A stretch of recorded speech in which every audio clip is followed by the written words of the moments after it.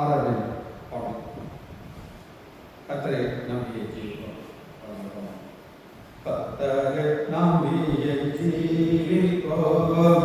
கவலை கஷ்டங்கள் தீர்ந்திட கல்விடா காத்திடும் பரமனே கரங்களை பற்றிக் கொள்வோம். கல்விடா காத்திடும் பரமனே கரங்களை பற்றிக் கொள்வோம். ஜீவதேவன் பின் செல்லுவோம். ஜீவ ஒளியானை கண்டடைவோம். ஜீவதேவன் பின் செல்லுவோம். ஜீவ ஒளியானை கண்டடைவோம். மனதில் காரில் நீங்கிடவே மாசமாதானம் தங்க.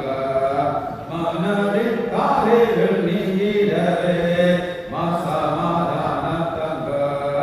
உண்மைவாதி நடந்திட உத்தமனுக்கென்ற கர்த்தர் துணை. உண்மைவாதி நடந்திட உத்தமனுக்கென்ற கர்த்தர் துணை. கண்கள் அவன் மேல் வைத்திடுவார். கருத்தை காத்திடுவார். கண்கள் அவன் மேல் வைத்திடுவார். கருத்தை காத்திடுவார். கர்த்தரை நம்பியே ஜீவிப்போம். கவலை கஷ்டங்கள் தீர்ந்திட கைவிடா காத்திடும் பரமனே கரங்களை பற்றிக் கொள்வோம். கைவிடா காத்திடும் பரமனே கரங்களை பற்றிக் கொள்வோம். மகா இரக்கமும் கிருபையுள்ள பிதாவே, உம்மை துதிக்கிறோம் ஐயா. கைவிடாத தேவன், எங்களுக்கு இம்மட்டும் வழிநடத்தின தயவுக்கும் அன்புக்கும் இரக்கத்துக்கும் நன்றி ராஜா. வார்த்தையாக வந்த எங்கள் ஆண்டவராகிய இயேசு கிறிஸ்துவை நாங்கள் அறிந்து கொள்ள ஆவியானவரே எங்களை அழைத்து வந்திருக்கிறீர்கள் ஐயா. நாங்கள் அவருடைய அற்புதங்களை கண்டு இந்த மகிமையை வெளிப்படுகிறது. நாங்கள் உண்மையில் விசுவாசம் வைத்ததற்காக ஒவ்வொரு கிருபை இருந்ததற்காக நன்றி ராஜா. வாத பிள்ளைகளும் வர இருக்கிற பிள்ளைகளும் ஆண்டவராகிய இயேசுவின் நாமத்தினாலே ஆசீர்வதிக்கிறேன் என்று நாமத்தினால் சொல்லுங்கள் பிதாவே. ஆமென். கர்த்தருடைய சுத்த நாமத்துக்கு ஸ்தோத்திரம். கீ வசனம் யாராவது சொல்ல முடியுமா? எந்திரிச்சு தைரியமாக சொல்லணும்.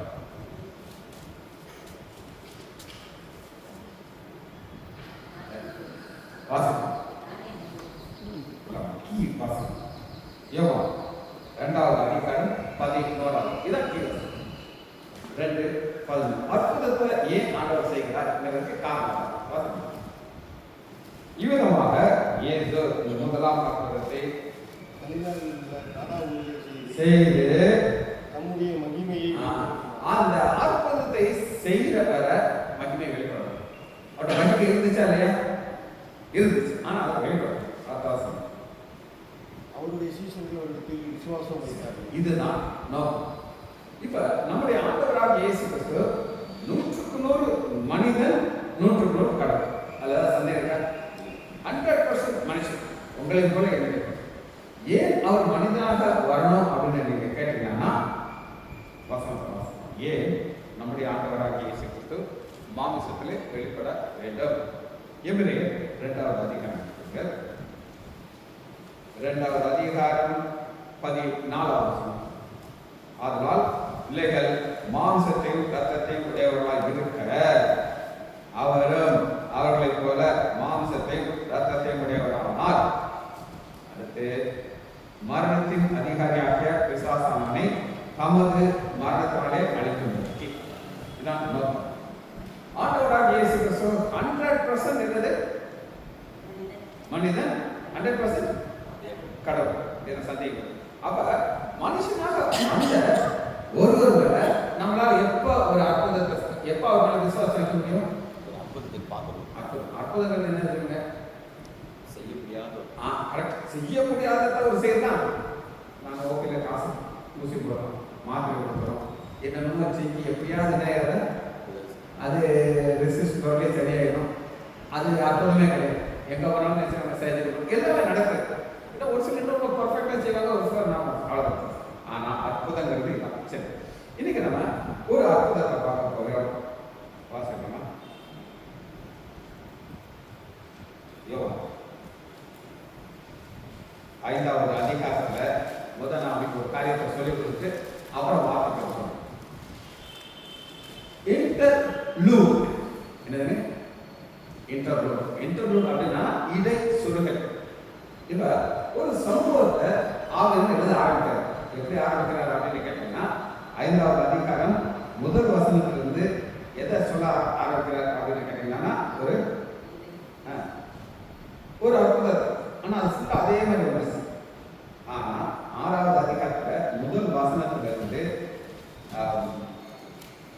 14வது 15 வசனம் 16 என்ன பார்க்கறோம் அப்படின்னு கேட்டீங்கன்னா எதை பார்க்கறோம்? வாசி பைபிள் பார்த்துங்க. இயேசு செய்த அற்புதத்தை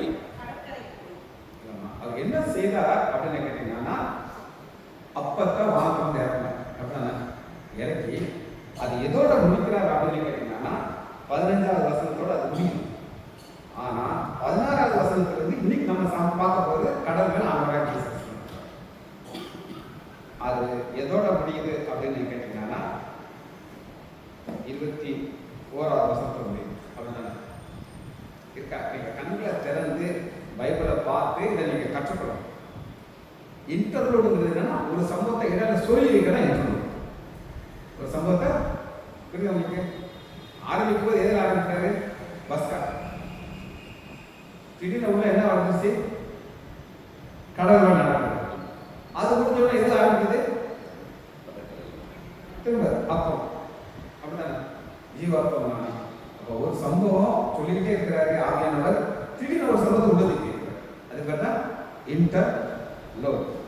இந்த இன்டர்லூட் இது போல ஒரு இதை நீங்க பார்க்கறதுக்கு இதுக்கு சிமிலரான ஒரு காரியம் இருக்காங்க. இதே லூக்கா 8வது அதிகாரம்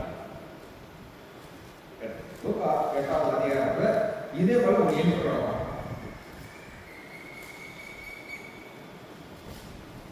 41வது வசனத்துல வந்து நீங்க என்ன பார்க்க போறீங்க அப்படின்னு கேட்டீங்கன்னா 41 பாருங்க. தம் வீட்டிற்கு வரும்படி அப்பொழுது அவர் வேண்டிக் கொண்டார்.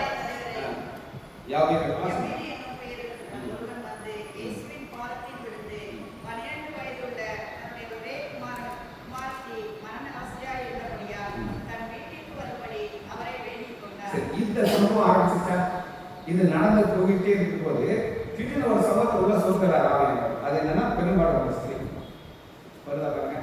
43 வசனம் பாருங்க. அப்போது 12 வருஷமாய் பெரும்பாடுள்ளவளாய் இருந்து தன் ஆஸ்திகளை எல்லாம் வைத்தியருக்கு செலவழித்து இதை யார் எழுதுறாங்க? டாக்டர் லூக்கா. அவருக்கு தெரியும் இந்த அம்மா வந்தாங்கன்னா எவ்வளவு ஃபீஸ் அந்த டாக்டர் போட்டுருப்பாருன்னு சொல்லி. அதனாலதான் எல்லாம் தெரிஞ்சிச்சு. எல்லாம் முடிச்சுக்கிட்டு அது நடந்து வந்துட்டு போது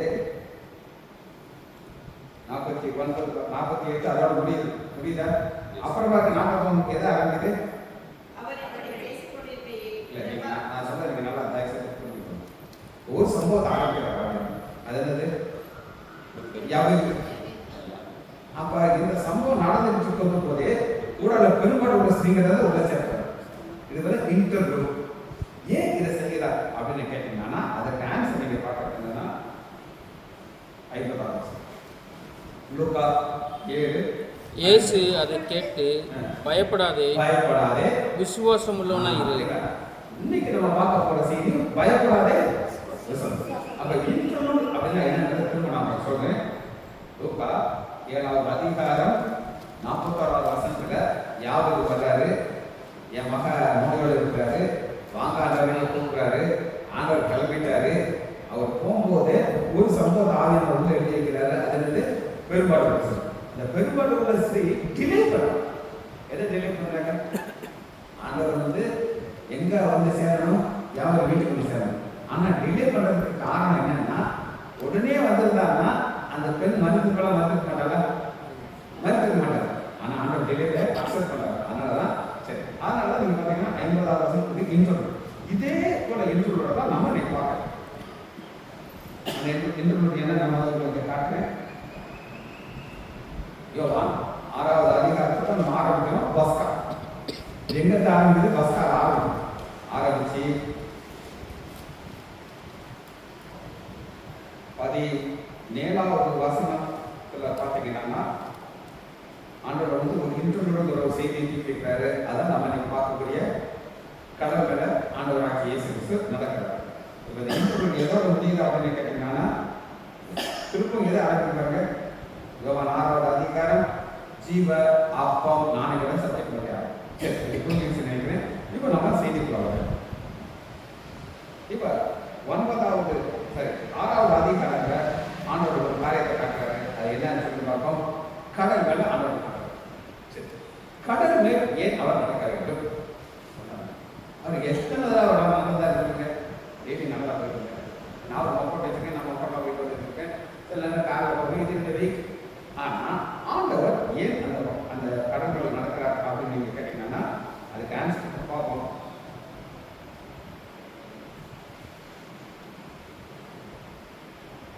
I am I. இதுதான் ஆண்டவருடைய ஒரு ஃபைனல் ஆன்சர்.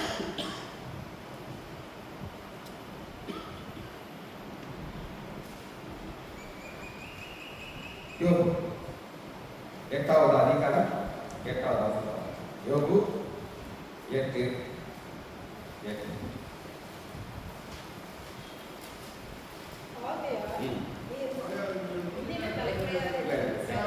யோபு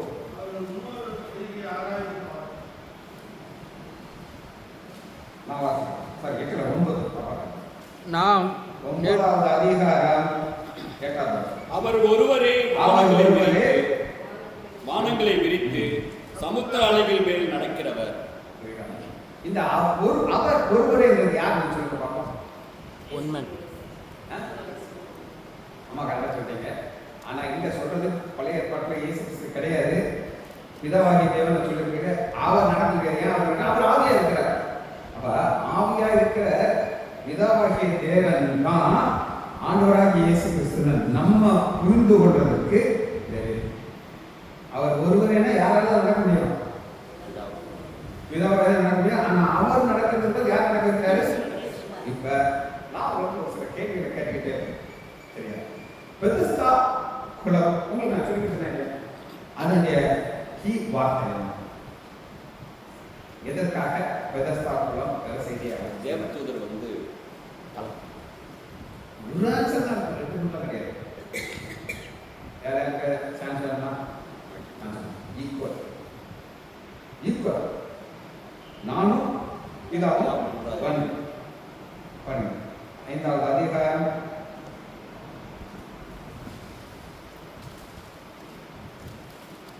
16.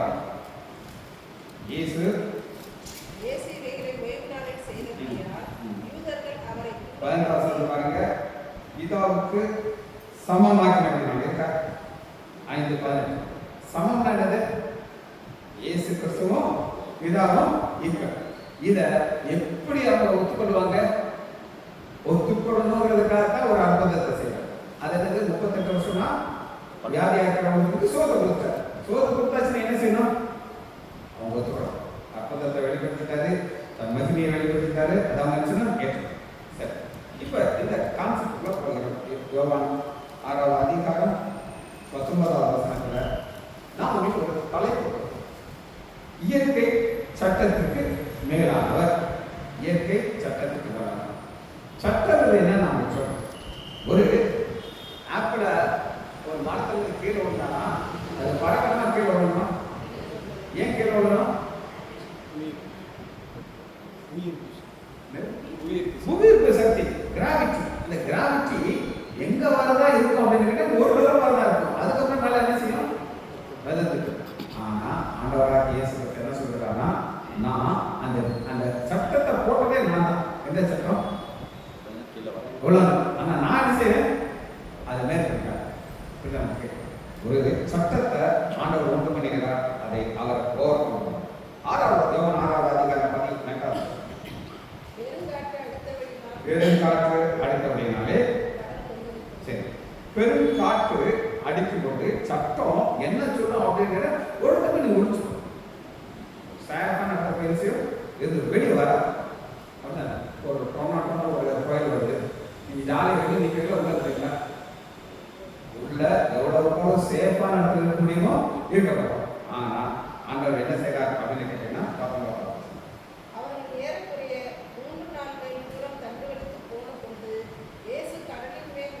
இயேசு கடல் மேல் நடந்து அப்படின்னு என்ன சொல்லுகிறார் அப்படின்னு கேட்டீங்கன்னா, அந்த ஒரு பெருங்காற்று அடிக்கும், ஆனா அது என்ன செய்யாது, என்னைய தொட முடியாது.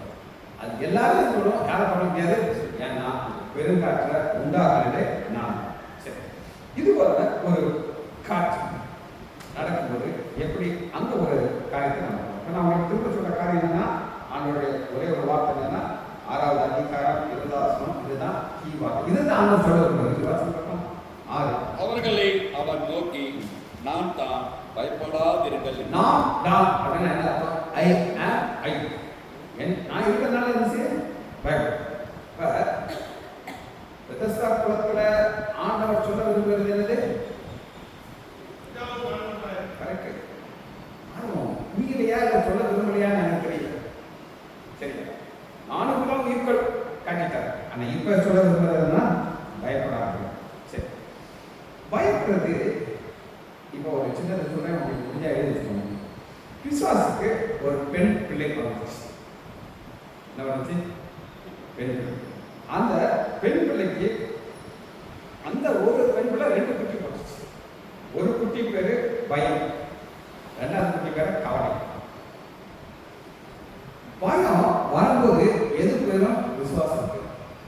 பயம் வரும்போது விசுவாசம் போயிடும். ஒரு பெரிய வீடு, அந்த வீட்டுக்குள்ள ஒருத்தர் இருக்கார். ஒரு ஆள் டக்கு டக்கு டக்கு டக்குன்னு கதவை தட்டுறார்.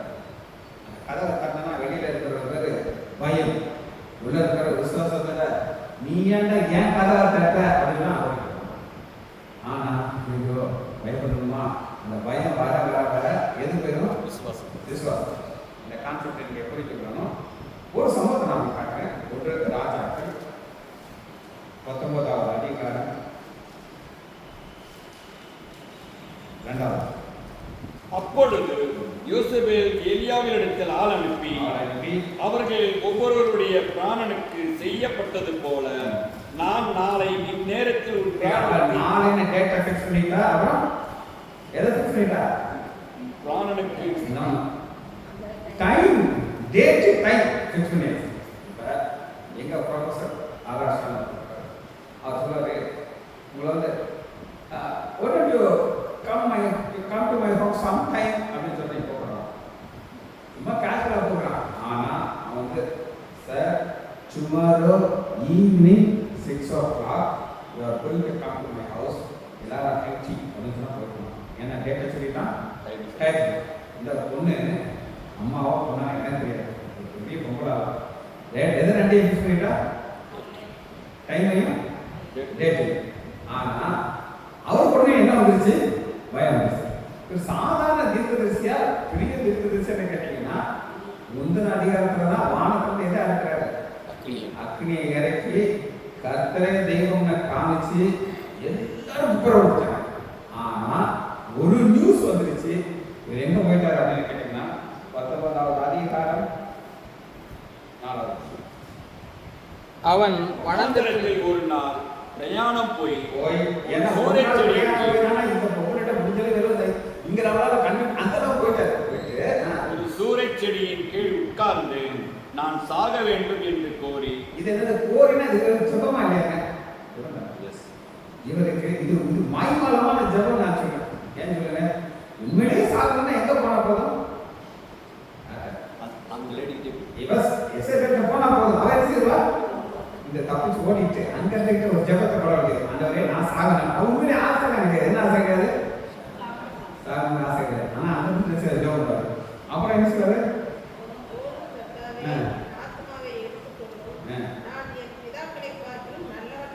இதெல்லாம் எதனால வந்துச்சு சொல்லுங்க? ஒரு ஆன்சர் தான், பயம். பயம் அந்த அக்னி இறக்குவதில் அவர் பயப்படல, இறக்கிட்டாரு.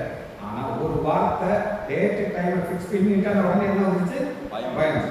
சரி, இப்ப நம்ம பார்த்த சம்பவத்தை இன்னும் கொஞ்சம் வித்தியாசமா என்ன சொல்றோம்னா, ஆண்டவருக்கு கடவுள நடக்கிறார். இது வித்தியாசமா நம்ம ஒரு இடத்துல பார்க்க போறோம். சேம் சம்பவம் தான். மார்க்கு 6வது அதிகாரம் 46. அவர் ஜனங்களை அனுப்பிவிட்ட பின்பு இது அதே நேரத்தில் கடவுள நடக்கிறதா வாசிங்க. ஜெபம் பண்ணும்படி ஒரு மலை மேல் ஏறினார். சரி. சாயங்காலமான போது படகு நடுக்கடலில் இருந்தது. அவரோ கரையிலே தனிமையாக இருந்தார். ரெண்டுக்கும் இடைவெளி எவ்வளவு இருக்குன்னு நினைக்கிறீங்க? அவர் மலையில இருக்கிறாரு, சீசர்ல இருக்காங்க. ஆனா அவருடைய உண்டான மனிதன் எங்க இருக்காங்க? அந்த சீசரோட வாசி. அப்பொழுது சாயங்காலமான போது படகு நடுகடலில் இருந்தது. அவரோ கரையிலே தனிமையாக இருந்தார். அப்பொழுது காற்று அவர்களுக்கு எதிராக இருந்தபடியினால் அவர்கள் காற்று எதிராக இருக்கிறதுனா சூழலை மாறி. இப்ப நமக்கு என்ன சூழலா போயிட்டு இருக்கு? இப்ப நம்ம வாரம் நடக்குதா? ஆமா. ஆனா சில இடங்கள்ல வாரம் நடக்குதுல்ல, அவங்களுக்கு எப்படி இருக்கும்? பயமா இருக்கும். எந்த செகண்ட் நான் சாக போறேன், என் பிள்ளை சாக போகிறேன், என் சொத்து போகிறது. ஆனா எல்லாமே இங்க அதுதான் நடக்குது. 49 வாசம். அவர் கடலின் மேல் நடக்கிறதை அவர்கள் கண்டு ஆவேசம் என்று எண்ணி சத்தமிட்டு அலறினார். சரி, இது போல ஒரு சம்பவத்தை நம்ம பார்க்க போகிறோம். அப்போஸ்தலர் 27வது அதிகாரம் எல்லாம் ஸ்மூத்தா போயிட்டு இருக்கு. எல்லாம் ஸ்மூத்தா போயிட்டு 13வது வசனம். அப்போஸ்தலர் 27:13. தென்றல் மெதுவான படித்தபடியால் தாங்கள் கோரினதை கைகூடி வந்தது என்று எண்ணி. தென்றல் இது இப்ப சம்மரா? சம்மர்ல சம்மர் மழை பெய்யுது, காற்று இருக்குது. சம்மர் மாதிரியே இல்லை. ஒரு காலத்துல நான் இது அடி அடி நடக்கணும், தப்பம் காலியா இருக்கணும், இப்படியெல்லாம் இருந்துச்சு. ஆனா எல்லாமே செஞ்சு மாறிச்சு. ஆனா தென்றல் இப்பவுமே தென்றலா இருக்காது. அந்த தென்றல் என்ன ஆகுது? யூரோப்பியாங்கிற ஒரு காற்றாக மாறும். இந்த காற்றாக மாறுவதற்கு காரணம் என்னன்னு நம்ம பார்க்கணும். சரியா? வாசிப்போம். 23வது வசனம். ஏனென்றால் என்னை ஆட்கொண்டு வரும். என்னை ஆட்கொண்டவர். ஆட்கொண்டவர் என்ன சொல்லுவாங்க? ஆளுகை செய்து. இப்ப உங்க நான் மெசேஜ் கொடுக்கணும்னா எனக்கு உங்க உள்ள உட்காந்து நைட்ல சரியா தூங்க முடியும். அப்பப்பா பார்ப்பேன், எதை பார்ப்பேன்? ராக்கெட் 3 நாளுக்குலாம் ஆரம்பிச்சிட்டேன். அப்படின்னு சொன்னா எங்க 6 மணிக்கு தான் நான் போகணும். என்னத்துக்கு இவ்வளவு டென்ஷன் ஆகுதுன்னா லேட் ஆகிடும். எதனால?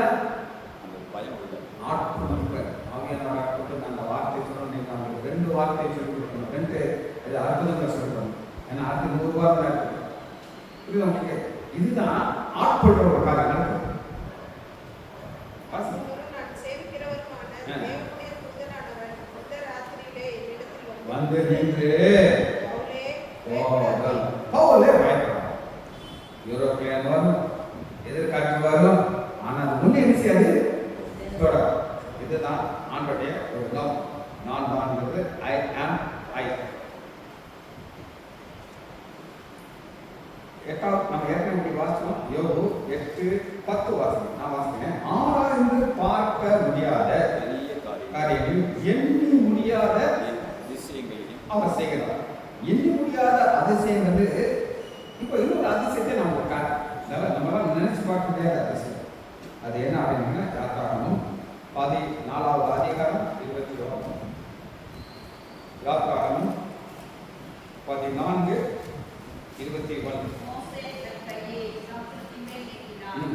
அப்பொழுது கர்த்தர் ராமோதும் பலத்த பின்காட்டினால் சமுத்திரம் ஒதுங்கும்படி செய்து அதை வறண்டு போக பண்ணினார். நான் உங்களுக்கு இந்த ஆலயத்துல உள்பெட்டில இருந்து செங்கலை எப்படி ரெண்டா வளர்த்து நான் உங்களுக்கு சொல்லிடுவேன். ஸ்டாலினை தவிர வேற யாரும், ஸ்டாலின் ரொம்ப நாளாக இருக்காரு, வேற யாருக்காவது இதை பற்றி உங்களுக்கு உண்மைப்பாடு ஞாபகம் இருக்கீங்களா? செங்கல் எப்படி விளந்தது? லேசா சரி, நான் சொல்றேன். சொன்னதா? இப்ப ஏசாயா 30வது அதிகாரம் 33வது வசனத்துல ஆண்டவர் ஒரு காற்றை வச்சிருக்கிறார். யாத்ரா ஏசாயா 30:33.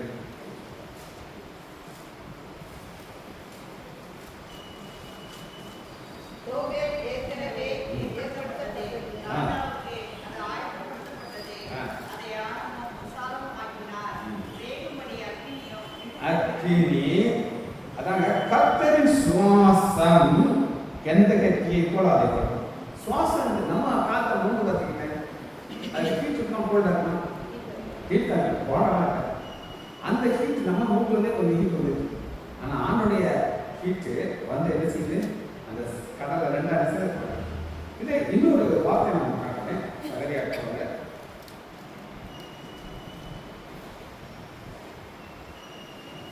14வது அதிகாரம் 12 சகரியா 14:12.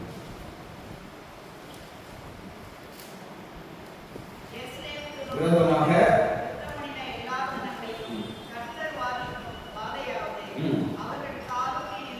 கால் ஊன்றி நிற்கையிலே இப்ப ஒருத்தருடைய சதை அழுகுதுன்னா என்ன நடக்குன்னா அவன் செத்து கீழே வரும். அப்புறம் அவன் யாருமே கவனிக்காம இருந்தான்னா கொஞ்சம் கொஞ்சமா கொஞ்சம் சதை நின்று, ஆனா இவன் நின்றுகிட்டே இருக்கான். இது ஜப்பான்ல ஒரு அச்சம்பரம். அப்ப அந்த ஹீட் வந்து இதே மாதிரி மக்கள் இறந்தாங்கன்னு சொல்லி ஆண்டோட ஒரு ஹீட் வந்து அந்த ஹீட் என்ன செய்யுதுன்னா, இப்ப இந்த பக்கம் அதான் செங்கடல் நடுவில் இருக்கிற ஏரியா மட்டும் ஆண்டோடைய காத்து என்ன செய்யுது, வறண்டு போகுது. எவ்வளவு ஹீட்டோ தரையில சகதியா வறண்டு போச்சா, அந்த அளவுக்கு என்ன செய்யுது ஹீட். நீங்க கேட்கலாம், இந்த தண்ணி என்ன செய்யும், எப்படி ஆண்டவரை உறைந்து போக பண்ணுகிறார். காப்பாற்றணும். இதான் அற்புதம். 19வது அதிகாரம் 8வது. இந்த சுவாசத்திலிருந்து என்ன ஹீட் வரப்போகுது தெரியுமா, கோல்டியா.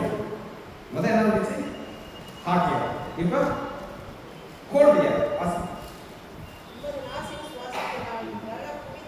குவிந்து நின்றது. குவியலாக நிமிர்ந்து நிற்கிறதுக்கு ஆண்டவர் ஒரு காத்து அனுப்புகிறார். அந்த காத்து எங்க இருந்து வருதுன்னு நீங்க கேட்டீங்கன்னா திரும்ப எடுத்துக்கணும்.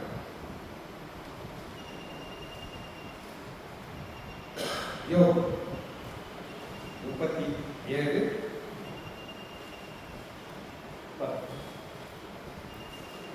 தம்முடைய சுவாசத்தினாலே தேவன் குளிரை கொடுக்கிறார். இருக்கா பாருங்க, ஆண்டவருடைய நாசிலிருந்து ரெண்டு காத்து வருது. ஒரு காத்து எந்த கட்டியை போல வருது, வந்து போற ஸ்பீட்ல நின்று அந்த கடைசி எல்லாம் நினைச்சிட்டாரு ட்ரை ஆகிடுச்சு. இந்த தண்ணி உள்ள வந்துடக்கூடாது, அதுக்கு அனுப்பிச்சு உறைந்து போக பண்ணிக்கிறார். இதெல்லாம் என்னது, அவர் செய்த அற்புதங்கள். இந்த அற்புதத்தின் மூலமாக ஆண்டவனுக்கு என்ன சட்டத்தை சொல்ல இருக்கிறார் அப்படின்னு கேட்டீங்கன்னா, நீ பயப்படக்கூடாது. சரியா, என்ன சொல்றாரு, பயப்பட. சரி, யோவான் 6வது அதிகாரம் 10.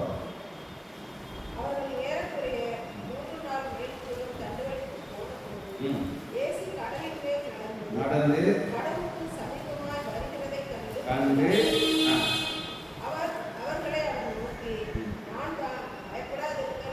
நான் தான் பயப்படாது. இதே சம்பவம் என்ன சம்பவத்தை இன்னொரு இடத்துல பார்ப்போம். ஏன்னா ஆண்டவர் வேற இடத்துல வச்சுருக்காரு, நம்ம இணைத்து வாசிச்சா அது ஆழம். மத்திய 14வது அதிகாரம் 26. மத்திய 14:26. கண்டு கலக்கமடைந்து பயத்தினாலே அலறினார்.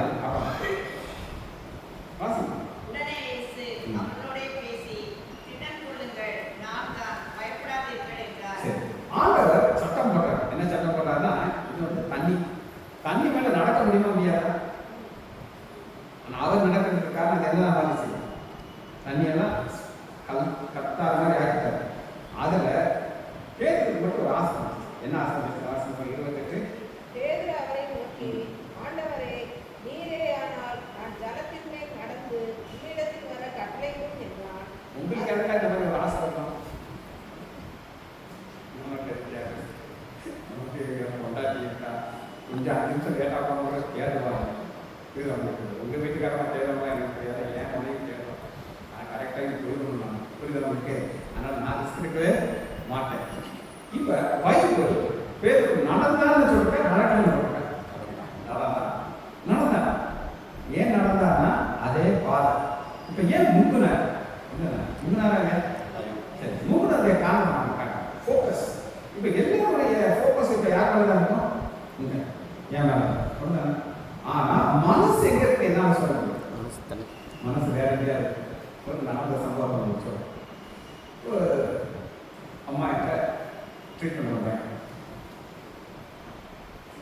எங்கிருக்காது அந்த அம்மா சும்மா இருக்க என் வீட்டுக்காரர் பாஸ்டர், என் மகன் கீபோர்டு போடுவான், அவன் தான் என் இது திங்கக்கிழமை அவன். நான் அந்த தம்பிகிட்ட கேட்டேன், தம்பி அப்பா எனக்கு என்ன செய்தி சொன்னாரு அப்படின்னு கேட்டேன். இருக்குன்னு முடிச்சான். எனக்கு சொல்லு தம்பி, அப்பா என்ன செய்தி சொன்னாரு? நான் கேட்டேன், நீ உள்ளே இருந்தே வெளியே இருந்தே கீபோர்டு போடுவேன், ஆனால் உள்ளதான். இந்த கீபோர்டு போடும்போது அவர் எங்க இருப்பாரு? கீபோர்டு ஆலயத்தில் இருப்பார். முடிஞ்சவன அப்பா செய்தி போது இவர் எங்க இருப்பாரு? பாடி இருக்கும், ஆலயத்தில் இருக்கும், ஆனால் அவருக்கு வேலை இருக்கு. அதுக்கு தான் ஃபோக்கஸ். இந்த ஃபோக்கஸ் எப்படி மாறிச்சுன்னா இப்போ ஆண்டவர் ஒரு சத்தத்தை கொடுக்குறாரு. அது வந்து வா. அந்த வாங்கிறதுக்கு வார்த்தைக்கு அர்த்தம் என்ன? ரேமா. இது ரேமா. ரேமனா அந்த வார்த்தை யார் மாத்திரம் போகுது பேருந்து. திடீர்னு ஃபோக்கஸ் மாறுது. அது எங்க மாறுது அப்படின்னு கேட்டீங்கன்னா 26ஆம் வசனம்.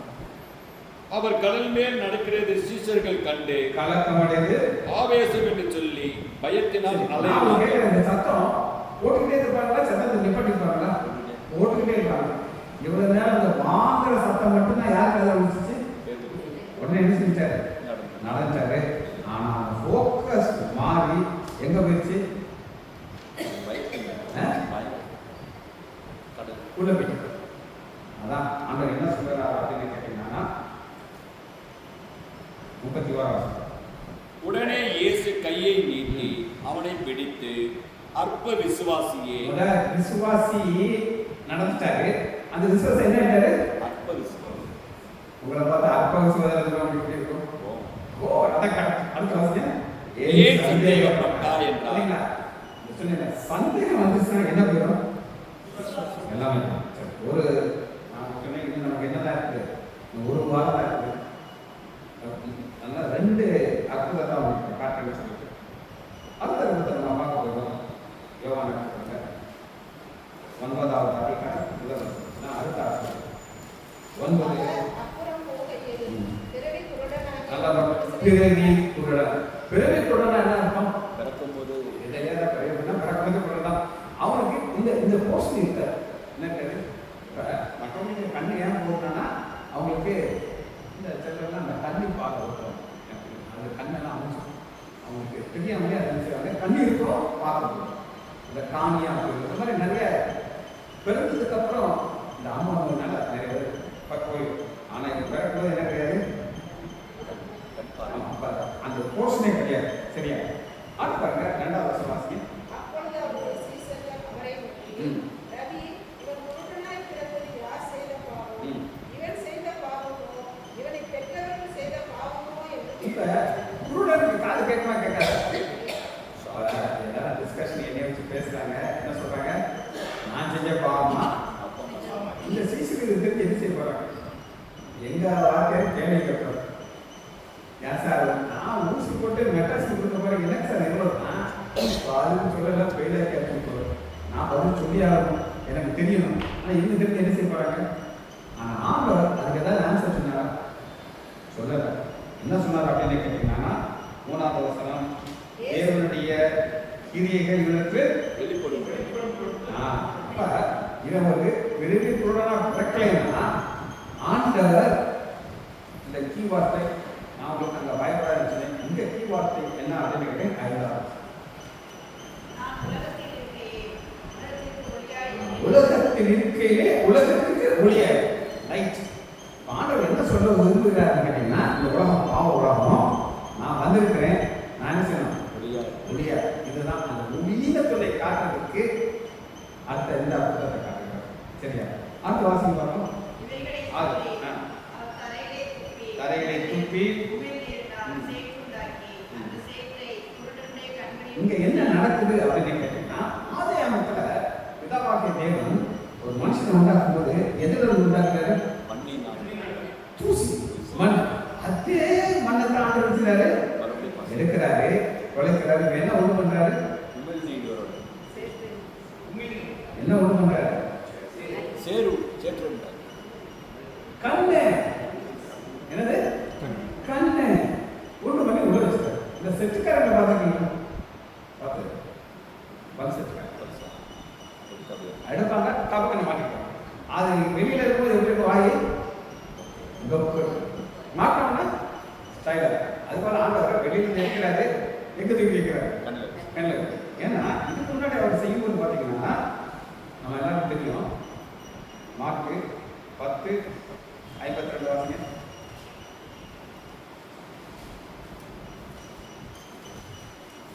இயேசு அவனை நோக்கி, நீ போகலாம், உன் விசுவாசம் உன்னை ரட்சித்தது என்றார். இவன் யாருங்க?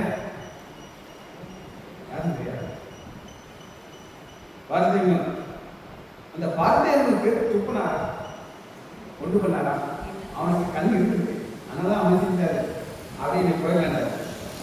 இங்க ஆண்டு கடைசியில அப்படி அனுப்பாம ஒரு கண்ணை கிரியேட் பண்றாரு, உள்ள வச்சுட்டு போயிட்டாரு.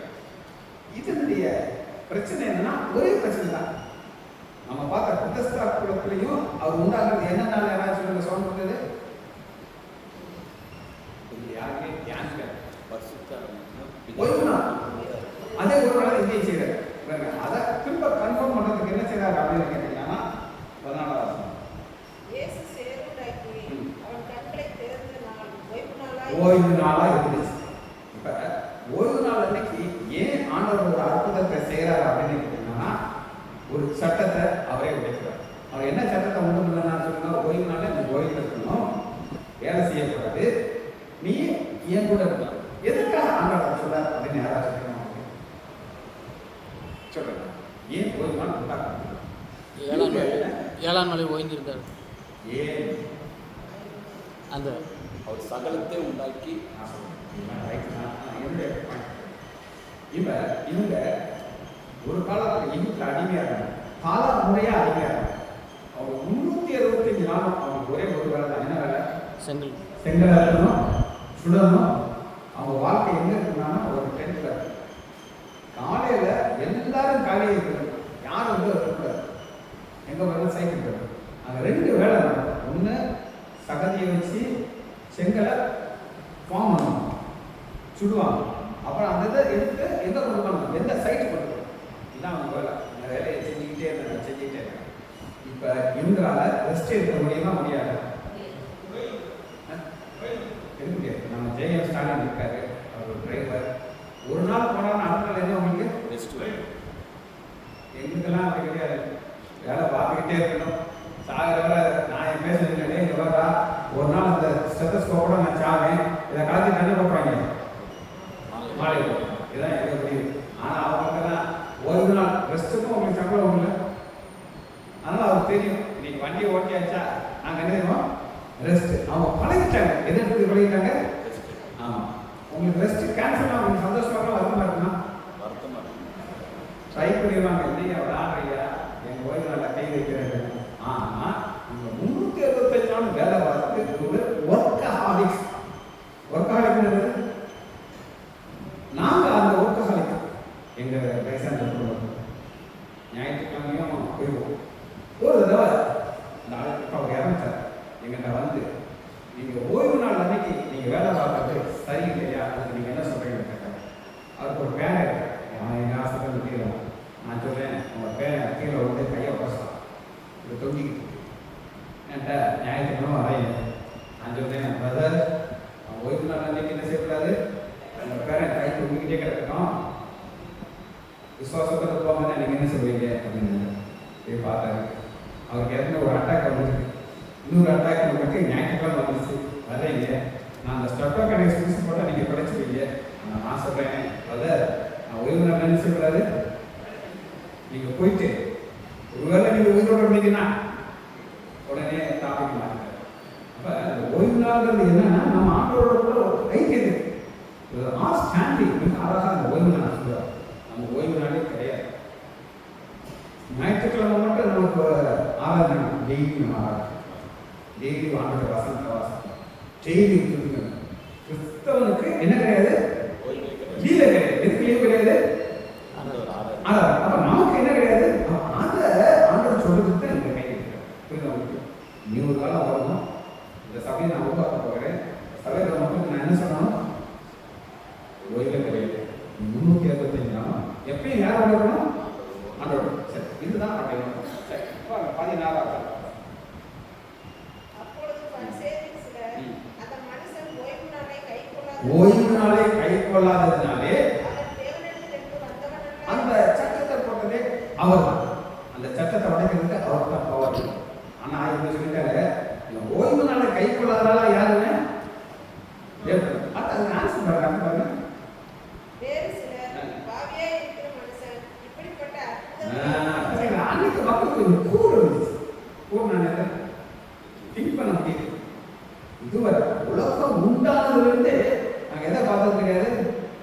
பிறவிக்குடன் கண்கள் திறக்கிற பார்த்ததில்ல, ஆனா இவன் கண்களை திறந்துட்டாரு.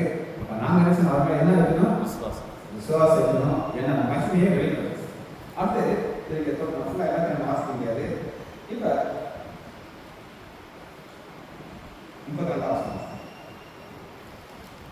பிறவிக்குருடனுடைய கண்களை திறந்தான் என்று உலகம் உண்டானது முதல் கேள்விப்பட்டதில்லை. அப்ப இது நடந்த உடனே பரிசேயர் சதுசேயர் வேதபாரங்கள் எல்லாம் ஆண்டவராக இயேசு கிறிஸ்துவின் பாதத்தில் வந்து சாஷ்டாங்கமாக வந்து நீ குருடனுடைய கண்களை திறந்தீங்க, உங்க மகிமையை நாங்க பார்த்தோம், அந்த உங்க மேல விசுவாசம் வைக்கணும் அப்படின்னு சொல்லணும். அந்த செஞ்சாக்கா செய்யணும். அதனால அவங்க என்ன சொல்றாங்க அப்படின்னு கேட்டீங்கன்னா, அவன் ரொம்ப கிண்டலான பையன், சின்ன பையன், என் சின்ன பையன் கிடையாது, பெரிய பையன். அன்னைக்கு என்ன ஒரு பிரச்சனை அப்படின்னு கேட்டீங்கன்னா, 9வது அதிகாரம் 22வது வசனம், ஜெபாலயத்துக்கு புறம்பாக்குவாங்க. 9:22 அவருடைய தாய் தகப்பன்மார் யூதர்களுக்கு பயந்ததினால் பயந்ததினால் அப்படி சொன்னார்கள். ஏனெனில் இயேசு கிறிஸ்து என்று எவனாவது அறிக்கை பண்ணினால் இயேசுவை கிறிஸ்து, நீங்க அப்படி வாசிக்கலாம், இயேசுவை கிறிஸ்து கிறிஸ்து. கிறிஸ்துங்கிறது யாரு? மேசியா. மேசியா இந்த ஆளு யாரு கிடையாது அப்படின்னு நீ ஆனா சொன்னா எங்க வர முடியாது? ஆலயத்துக்கு. நம்ம ஆலயத்துக்குள்ள வராட்டாலும் பிரச்சனையே கிடையாது. இப்போ ஒரு சிலர் வந்து ஆலயத்துக்கே வரமாட்டாங்க. எப்போ வருவாங்க தெரியுமா? செத்த பிறகு. செத்த பிறகு அவங்க வர மாட்டாங்க. அவர் என்ன செய்வாங்க? தூக்கி வருவாங்க. அப்புறம் அடக்கம் பண்ணணும். அந்த ஆளு பாஸ்டர் அடிச்சுமா உட்காந்து. ஆனா பாஸ்டர் அடக்கம் பண்ணும்போது பொய் சொல்லிட்டே அடக்கம் பண்ணுவாங்க. என்ன பொய் சொல்லணும்? நல்ல போராட்டத்தில் நீ அடிச்சு உட்காந்து மனசுக்குள்ள சொல்லுவாங்க, அது வெளியில சொல்ல முடியாது. அப்படிதான் வாழ்க்கை நடந்துட்டு இருக்கு. ஆலயத்துக்கு வரட்டாலும் எல்லாமே சும்மா நடக்கும். ஒரு சிலர் எதுக்காக கல்யாணம் கேட்டாருன்னா, கல்யாணத்துக்கு மட்டும் என்ன செய்வாங்க? வரும் ஞானசனத்துக்கு இங்க வருவாங்க, அதோட பார்க்க முடியாது. ஆனா அன்னைக்கு வந்து இவர்களுக்கு வாழ்க்கை முடியாது. அவங்க ஆலயத்துக்கு டென்ஷன் முடியாது, பிரிக்கவே முடியாது. அப்படி ஒரு கண்டிஷன் போடுறாங்க. அவன் என்ன சொல்றாங்க அப்படின்னு கேட்டீங்கன்னா, 27வது வசனம். அவன் பிரதியுத்தரமாக, முன்னமே உங்களுக்கு சொன்னேன். திரும்ப ஏன் சொல்றாங்கன்னா, இந்த போலீஸ் என்கொயரி நீங்க கேட்டீங்கன்னா வித்தியாசம். 4 பேர் சேர்ந்து கொள்ளையடிச்சு 4 பேரையும் பிரிச்சுருவாங்க. தனித்தனியா உட்காந்து கேட்பாங்க. ஏன் தனித்தனியா கேட்கறாங்க தெரியுமா?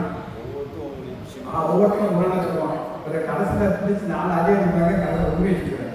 இவங்க அதே ட்ரிக்க பண்றாங்க. திரும்ப கேட்கும்போது இல்ல எனக்கு சரியா ஞாபகம் இல்லை அப்படின்னு சொல்லுவாங்க நினைக்கிறாங்க.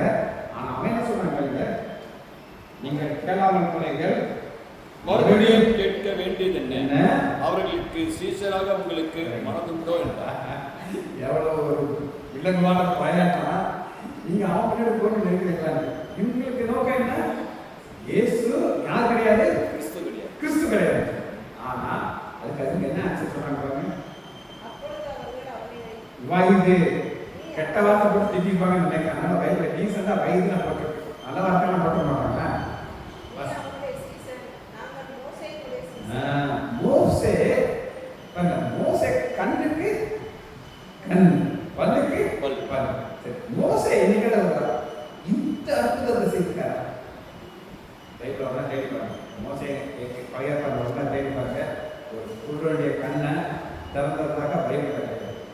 அற்புதம் செய்யறது என்ன நான் சொல்றேன்.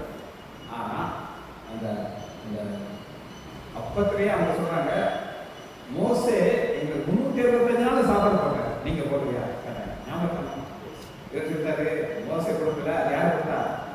இதா கொடுத்தா. சரி, கடைசியா வார்த்தை முடிக்க போகிறோம். 38 வருஷம் போடுவோம். உடனே அவன் ஆண்டவரே விசுவாசிக்கிறேன் என்று சொல்லி அவரை இதாங்க இதை அவன் எதிர்பார்க்கிறான். எதை எதிர்பார்க்கிறாரு? என்னை பணிந்து கொள்ளணும், விசுவாசம் பண்ணணும், என்னை பணிந்து கொள்ள. ஒருத்தனால நம்ம அன்பை அவன் விஷ் பண்ணணும். நம்ம போகும்போது என்னை ஒரு சில பார்த்து விஷ் பண்ண மாட்டேன் அப்படின்னா அவனுக்கு என்ன அர்த்தம்? என்னை பிடிக்கும், இது எங்கள் டாக்டர் ஒரு வார்த்தை இருக்கான். சண்டைக்காரன்னா கொஞ்சம் திருப்பி போகிறோம்.